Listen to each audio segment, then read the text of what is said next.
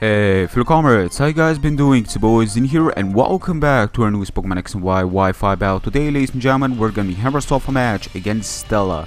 I've been looking for matches. This match was pretty much the best I had yesterday, so I decided to upload it. And also, if you guys can see, this is my golden choice. If you guys have been watching me for a while, you may know what this team is all about. It's full choice team. There's a reason why it's shiny. First is because it's called golden choice, and second it's because it's a really special team. And with that being said, ladies and gentlemen, let's go right into it. So I'm gonna lead with Zoroark disguised as Cabalion. I was not too sure if she's gonna see that coming, being that Zoroark lead disguised as something else is very common. But then again, Cabalion can also put up the rocks very early on, so it's a great trapper in cases like this. Unfortunately, I did 9 days and I should have, but you know, just realizing that fact that Cabalion can put up rocks. But then again, Mammo is very early, very common to see, so why would I, you know, lead with something that's weak? But then again, she was also weak to the likes of Close Combat. So lots of things going on very early in the game. I do decide to go for the Shadow Ball just because I'm also choice. My team is either Choice Specs, Choice Scarf, Choice Bandit, and I also have full Scout with the cases of U-turn and Volt Switch. Shadow Ball was just in case Mammo comes in. If I go for Electric type move and she locks me into it, I will have to force switch, and that would be very bad. So Victini, it's fine. I can pretty much take her main Fairy type move. She unfortunately decides to go for the Wish, and afterwards switches out to Slowbro, which I was kind of thinking it's a little bit to be expected. But honestly, thinking about it, I guess there is really not much she can lose, because eventually her walling tankish capabilities are gonna break me down. I'll have to you know, change my moveset a bit. So I did decide to go for the V-Create. Unfortunately, that forces me out directly as she decides to burn my Rotom, which is pretty much one of the best switches towards the Slowbro, because not only is Slowbro feared by Electric, but it makes Mammo not really being a good Pokemon towards it if I do lock myself, because Mammo is weak to the likes of Leaf Storm as well. So Rotom does have an upper edge at some point when comparing to Raikou, while both possessing the Volt Switch on top of it all. Trick, basically to give this you know, give this Sylveon not really open areas to do anything else outside of being locked. So that was pretty much my main intent, and I managed to kind of cripple it to a certain extent, because being Wish, it's probably more of a defensive Sylveon while not having the raw strength. So giving it specs will still give it considerable amount of power, but it's gonna make it a little bit more manageable. So I had to sacrifice my item in order to have a little bit better chances on facing Sylveon. I know for a fact she does pretty much realize I'm choiced, probably Choice Scarf based on the damage. So I switch out to Cabalion, expecting her to switch out to Mammo. And unfortunately, ladies and gentlemen, this is not a Cabalion, this is my Zoroark, again disguised as Cabalion. When you face a Zoroark, you always gotta remember the HP he was at last time you faced it. You know, it was kind of damaged by the Rocky Helmet back before, by the U-turn, and Cabalion of mine is actually at full HP right here, right now, where the other Cabalion was a Zoroark because it was already damaged by the pre-Rocky Helmet damage. So yes, unfortunately Rotom is gonna need to take the dust to the likes of Hyper Voice as I switch out to my Cabalion. This is Choice Bandit. Cabalion is gonna dish out a lot of damage. She does make a right move right now. Expect me to not go for the Close Combat because Sylveon does resist. Didn't want to risk because I know Cabalion is incredibly dangerous, to where, you know, her let's just say to where her Mammo is pretty much dangerous towards mine. So we both have a bit of a dangerous gamble here, and we cannot risk too much. So I switch out to Raikou, expecting like a T-Wave or something to kind of slow down my Cabalion, but she did go for the Tri-Attack.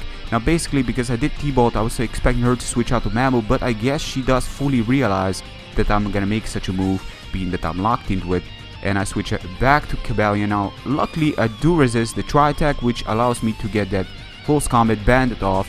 Now being with Slowbro out of the picture, something on her team is gonna get a damage heavily, as Porygon is gonna get taken down because of the Choice Band on top of it all. Without Choice Band I would probably fail, but that's why I really need that raw juice.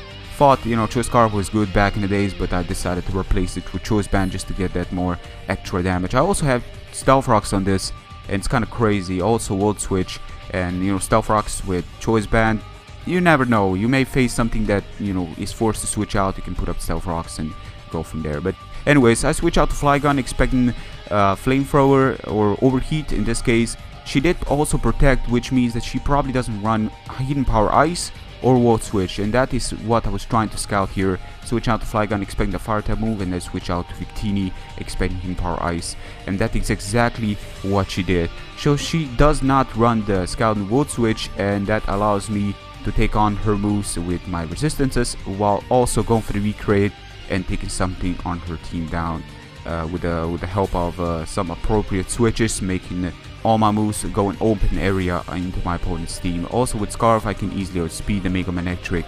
Mammo afterwards is gonna come in, it's gonna go for the Earthquake. I'm guessing that she was either predicting me to switch out directly into my Cavalion or Raikou taking the Ice Shard that was most expected with a minus defense.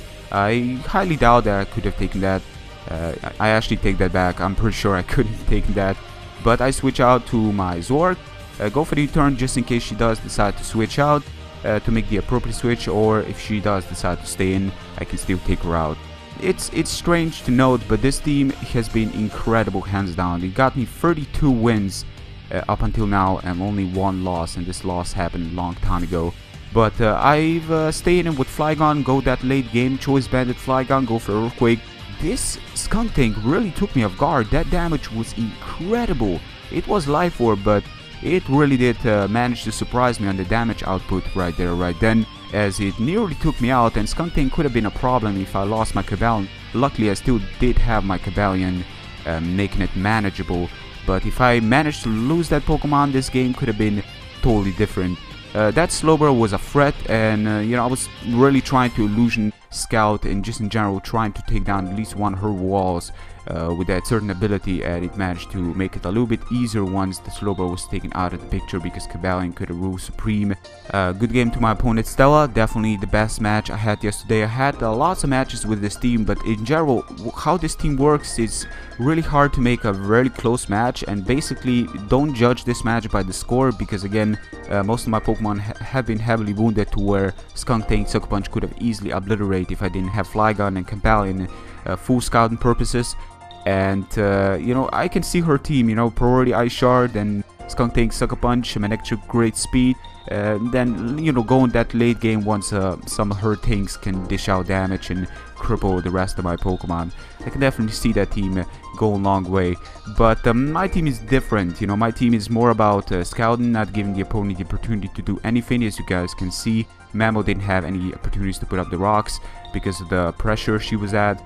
And it also, this team I'm using, it also gives me pressure. Every move I make, I need to think twice before you know, making it, because I have to look at the next turn and the turn after that, because once you lock yourself into something, you gotta be sure that something else that doesn't come in doesn't set up on you because it resists your move, or you know, it just easily mixes us up or something like that. So in general it's strange because it was a team that on paper it felt that it's not gonna work, but it got me you know, it got me an incredible score up until now, and it's been working for me incredibly well. So yes, but I guess that pretty much goes to the pressure. Every move feels like it's got this pressure behind it, and you cannot afford any mistakes.